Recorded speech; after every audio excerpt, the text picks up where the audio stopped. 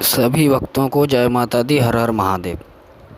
दोस्तों, तो अब तक हमने बहुत सारी साधनाएं दे ली, बहुत से मंत्र दे दिए, बहुत से उपाय टोने टोटके दे दिए, लेकिन आज अब तक की सबसे शक्तिशाली मंत्र और साधना दे रहा हूँ। इससे ज़्यादा शक्तिशाली मंत्र और साधना दुनिया में कोई नहीं है। ये अद्भुत शक्तिशाली और पावरफुल मंत्र है, वह साधना विधि है। ये पहली बार और आखिरी बार दे रहा हूँ। ठीक है दोस्तों, ये बार बार साधना विधि मंत्र जब नहीं दे सकते, तो आप लोगों से अनुरोध है, कृपया इस वीडियो को पूरा ध्यान से सुने, विधिवत सुने और समझ करके, सोच समझ करके इस उपाय को कर लें।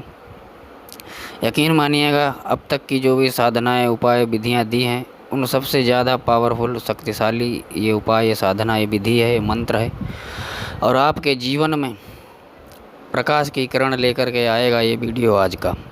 ठीक है भक्तजनों, तो बने रहें चैनल के अंत तक। चैनल को सब्सक्राइब कर लें, वीडियो को पूरी तरह से सेव कर लें, लाइक सब्सक्राइब कर दें और एक प्यारा सा कमेंट अवश्य कर दें। अब बात करते हैं दोस्तों साधना की। दोस्तों, जब इस संसार का, सृष्टि का जन्म, यानी कि सृष्टि की उत्पत्ति का, सृष्टि को उत्पन्न करने का विचार प्रकृति के मन में आया, उस अनादि अनंत शक्ति के मन में आया, तब उसने जो है सबसे पहले त्रिदेवों को बनाया। त्रिदेव बनाए, ब्रह्मा विष्णु महेश बनाए। उनके पास कोई भी शक्तियाँ नहीं थी, कोई भी उपकरण नहीं थे, कोई भी चीज़ें नहीं थी जिनका वो सहयोग लेकर के आगे सृष्टि को उत्पन्न करें। तब उस सृष्टि ने, उस भगवती ने, उस आदि शक्ति ने, उस परमपिता परमात्मा ने, सर्वशक्तिमान ईश्वर ने, जो निर्विकल्प सदा निराकार है, निर्लूप है, उसने इनको स्त्री रूप में एक एक शक्ति प्रदान की। ब्रह्मा जी को ब्रह्माणी के रूप में, बुद्धि के रूप में सरस्वती को, धन का पालन, यानी कि संसार को चलाने के लिए, उसको आगे बढ़ाने के लिए धन की व्यवस्था चाहिए थी, पैसे की व्यवस्था थी, खाने पीने की व्यवस्था थी, तो लक्ष्मी के रूप में लक्ष्मी जी को उन्हें प्रदान किया। और चीज़ों को बैलेंस करने के लिए, यानी कि सृष्टि में संतुलन स्थापित करने के लिए शक्तियों की ज़रूरत होती थी, पावर की ज़रूरत होती थी चीज़ों को चलाने के लिए विधिवत। तो उन्होंने शक्ति की जो है उत्पत्ति की, और वह शक्ति को जो है शिव को प्रदान किया। तो इस प्रकार से ये तीन प्रमुख देव अपनी अपनी शक्तियों के साथ इस सृष्टि का निर्माण किए और इसको बैलेंस किए, इसका कार्य प्रारंभ किए। अब जब सृष्टि निर्माण के समय सबसे पहले सतोगुण रूपी ब्रह्मा जी को जब उत्पन्न किया गया, तो उन्हें कुछ समझ में नहीं आ रहा था कि क्या करें क्या न करें। तब एक आकाशवाणी हुई और उन्हें कहा गया कि आप गायत्री मंत्र का जप करो। तो उन्होंने कहा, गायत्री मंत्र क्या है, कौन सा मंत्र है, क्या जपूं? तब आकाशवाणी ने उनको ये मंत्र बताया, ओम भूर्भुवः स्वः तत्सवितुर्वरेण्यं भर्गो देवस्य धीमहि धियो यो नः प्रचोदयात्। यह मंत्र है दोस्तों। इस मंत्र में 24 अक्षर हैं। प्रत्येक अक्षर में एक देवी देवता का वास है, एक देवी देवता का प्रतिनिधित्व करता है गायत्री मंत्र का प्रत्येक अक्षर।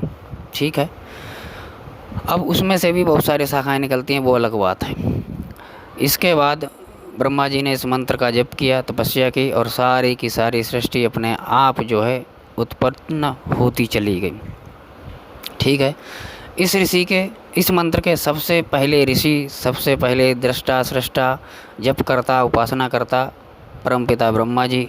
तत्पश्चात इस मंत्र का जप करने वाले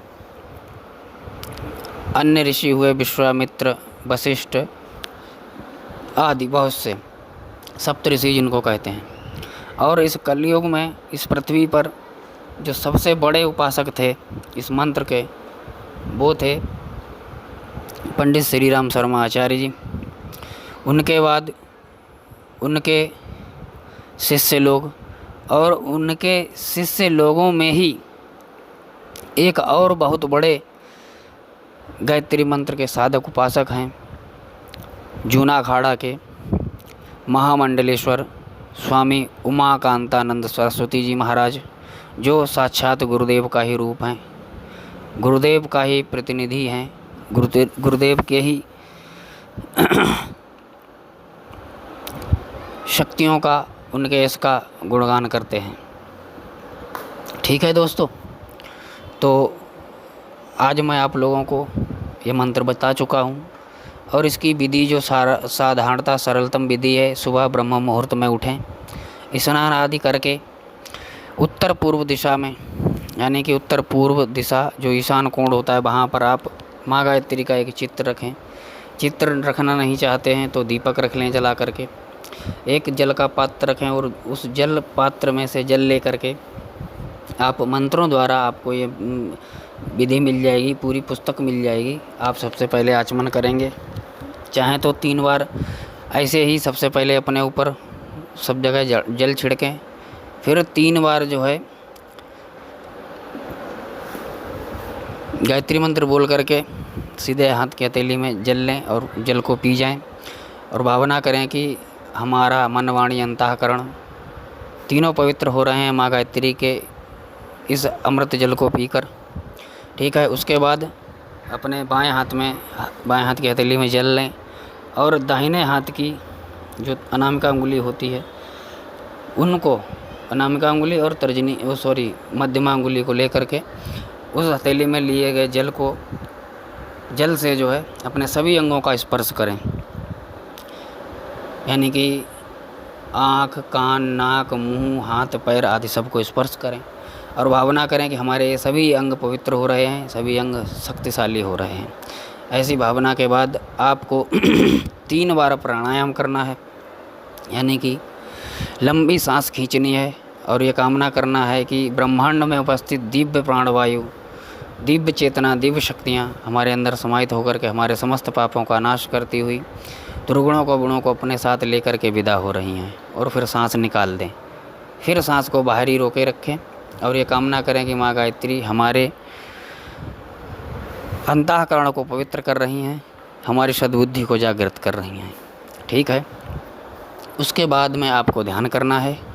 तो ध्यान करना है परम पूज्य गुरुदेव परम वंदनीय माता जी के चरणों में प्रणाम करते हुए, या जो भी आपके गुरु हैं जिनसे भी आपको मंत्र मिला है उनको प्रणाम करते हुए आपको जो है ध्यान करना है कि प्रातःकालीन स्वर्णिम सूर्य, दिव्य तेजस्वी सद्बुद्धि रूपी सूर्य उदय हो रहा है।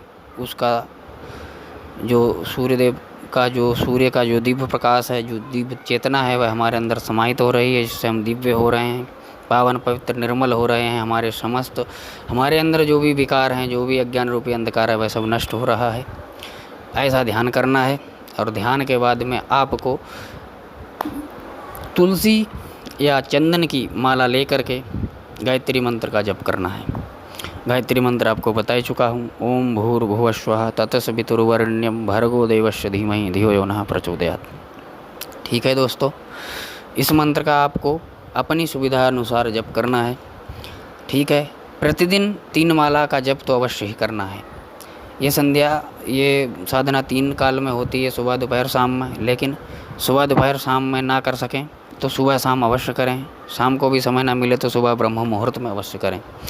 अगर आपके घर में मंदिर है, तस्वीर की स्थापना की है, तो मंदिर के सामने, तस्वीर के सामने मुख करके करें। अन्यथा ऐसे ही वन उपवन में, एकांत में, खुले में, आसमान छत पर कर रहे हैं तो सुबह सूर्योदय की तरफ मुख करके, शाम को सूर्यास्त की तरफ मुख करके इस मंत्र का जप करें।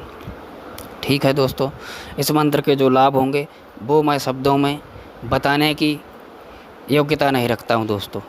ठीक है, और इस मंत्र का कहते हैं कि 4 वेद 6 शास्त्र में मंत्र मिला है एक, जिसके विधिवत जाप से नासें कष्ट अनेक।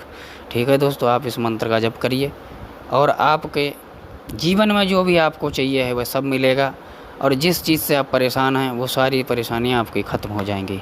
तो आज के लिए बस इतना ही। अगले वीडियो में आप लोगों से पुनः भेंट होगी।